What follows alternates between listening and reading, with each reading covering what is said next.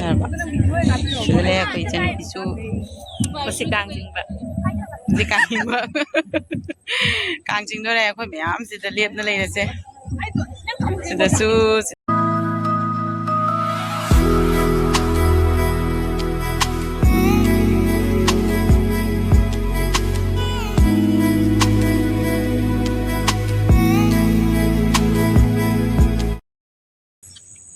Hi ma'am. Ma'am ngasi gi vlogs ti kangjing bagi dum matek matek tawraga video se lawjarake aduga ithai chani da sonda ichi oi chu laknari da lambi da leisawi kharam su leire orne labo adoni ma'am kangjing ba moi lambi da di jai ba khot patare da yoraktri yoraga ko se lambi da dum ngaina na leirane ba ko da lagang ha kangjing ba yorni ado ma'am su dum idum yanganjarake ma'am nana ko na dudi laijo kana ba do chale adoni ma'am bodi yoraktri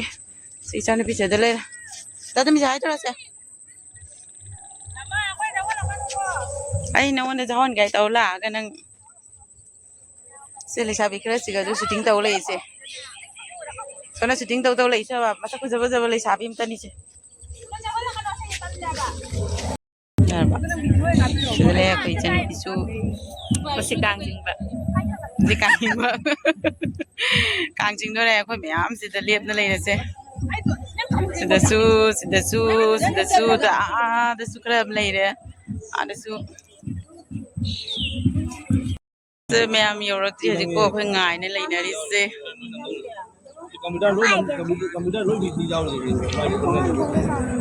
sida mi yame ada ma'am leiri changa ai gi chani babu gi chani kutu andoro ne se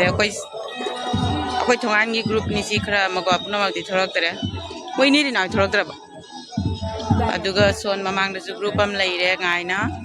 awang non da su group am ngai ram ngani do udre chalaga urani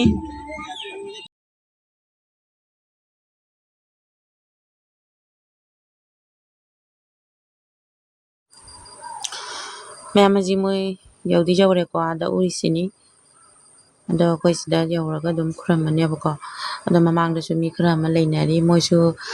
khram nari mara duga ada lepna leinari ba ko adoni ma'am yawraga mu yangasi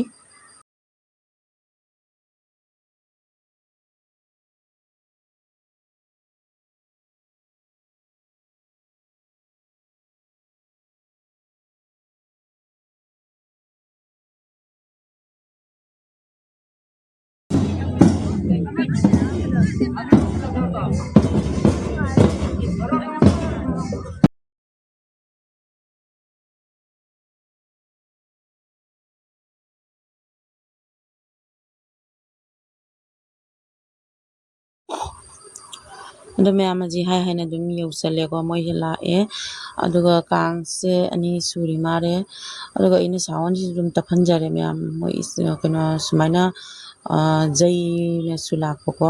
tul jai na sulak aduga isai chu kan thajale ba ko do ina sawon ji taphallaga kang si chu ani su sui mamang da lakpa sida mai kuramage tawrabani ado sumai tawre akhoi lambi ronda moi chahi khuding sumaina kang je jingna lai ba ko ado lambi da labni lai chahim da lam lakni na jagana kano sei pa se ado akhoi sumai tawna dum thongan dum thokna mai mapa da dum thokna dum sumaina kang su dum chingmine hai tare ko aduga chingba su yaure aduga hairuk sumai anamba dum katli sumai tawna khuramme ba ko ado yawsale ado khuramge tawri mamang da sum mathang mamang da sum khuramna na lakna re ko leb na do hai na ko mapa su yawsale khuramme isu to yengmina siko ado nga lepingai sida ko mapa yawre lepe aduga khuramme isu hairuk ki hom amasu moina piramme lai hiruk ningba ko ado ai siga ko amada bisalame do angang yawbuduga angang kena tawa chingmada yahondare ba ko mase rom khurambadi kena tawraga ko yauraga do thori ingbase ahan marakta ma kya nungaro aina su video lobada ko do mapagi manakta lehawre mase ado ꯁꯨꯃꯥꯏꯅ ꯇꯧꯅ ꯀꯥꯡ ꯆꯤꯡꯕ ꯌꯥꯎꯔꯨꯔꯦ ꯃꯌꯥꯝ ꯑꯗꯣ ꯌꯦꯡꯃꯤꯟꯅꯁꯤꯀꯣ ꯑꯩ ꯁꯥꯎꯟꯗꯤ ꯑꯗꯨꯝ ꯇꯞꯍꯟꯖꯔꯒꯦ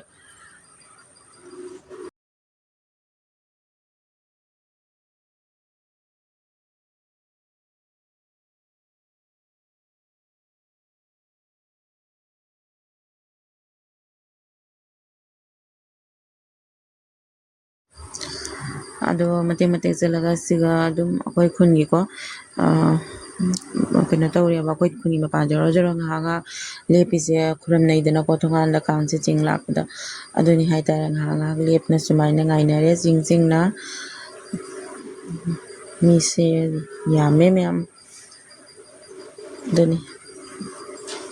ꯅꯣꯡꯁꯨ ꯀꯟꯅ ꯂꯥꯛꯏ ꯁꯣꯟꯗ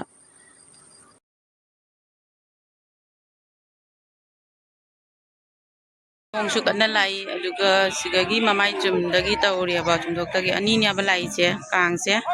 ꯉꯁꯤ ꯑꯍꯧꯕ ꯅꯨꯃꯤꯠꯁꯦ ꯀꯥꯡ ꯑꯅꯤ ꯂꯥꯛꯏ ꯑꯗꯣ ꯀꯥꯡ ꯑꯃꯗꯤ ꯍꯟꯈ꯭ꯔꯦ ꯂꯝꯕꯤꯗꯒꯤ ꯁꯣꯟꯗꯒꯤꯀꯣ ꯑꯗꯣ ꯑꯩꯈꯣꯏꯗ ꯑꯍꯥꯟꯕꯗ ꯂꯥꯛꯄꯗꯨꯒ ꯑꯗꯨꯝ ꯆꯤꯡꯕ ꯌꯥꯎꯔꯨꯔꯦ ꯑꯁꯤ ꯃꯃꯥꯏ ꯆꯨꯝꯗꯧꯔꯒ ꯑꯃꯨꯛ ꯍꯜꯂꯒ ꯆꯠꯀꯦ ꯇꯧꯕꯅꯤ ꯃꯌꯥꯝ ꯅꯨꯡꯉꯥꯏꯅ ꯂꯩ ꯌꯥꯝꯗꯤ ꯍꯜꯂꯦ ꯃꯃꯥꯏ ꯆꯨꯝꯃꯦ ꯍꯧꯖꯤꯛ ꯍꯜꯂꯦ ꯍꯜꯂꯤ ꯃꯌꯥꯝ